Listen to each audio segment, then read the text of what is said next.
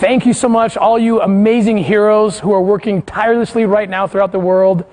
It was an honor to see you and hear your voices and see your faces. Thank you so much. Okay, our next guest is a very close friend to Operation Underground Railroad, one of our ambassadors. You know her as an international recording artist, dancer, violinist, and just overall just awesome entertainer.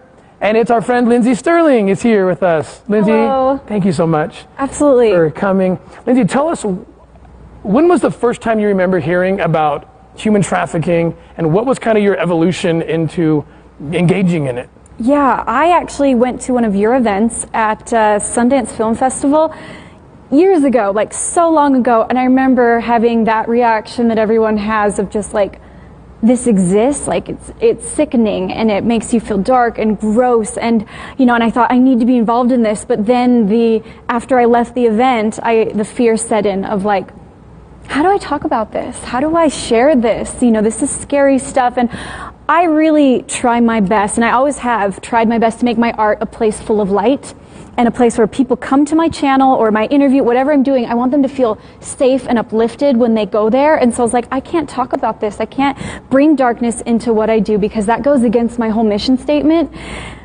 And then I just kept running into you guys, and I realized there's so much more here.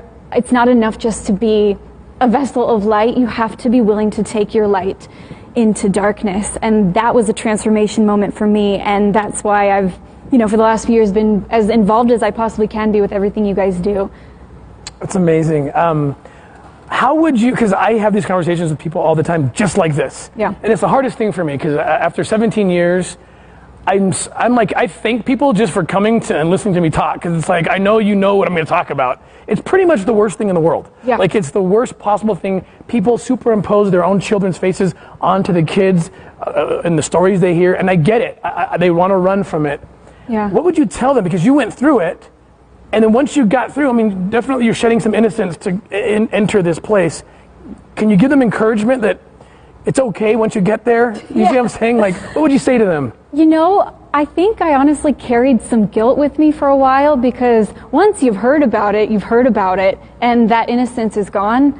And so then to kind of run from it and be like, well, I can't dive into this. It's too much. Like, it was hard for me. One of my best friends, Janie, she works extensively with you guys, and every time she would talk about it, I would feel this guilt of like, I should be talking about it too.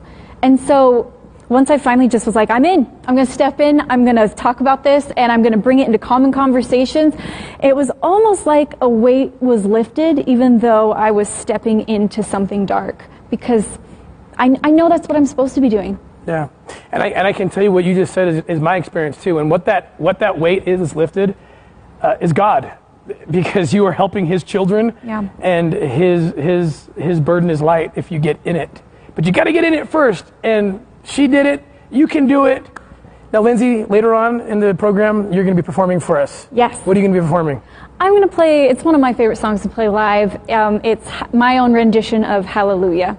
Why do you like this song, and how is it kind of connected to what we're talking about? I just wanted to play something that kind of captured the emotions that I went through when I found out about this. It starts out very somber and like sad, and then it goes to a very hopeful place. And the more I've listened to you speak, and the more I've dove into this, I've realized that this is a message of hope. It's not, it is a message of horror, but once you actually step into it, you realize I'm part of the hope.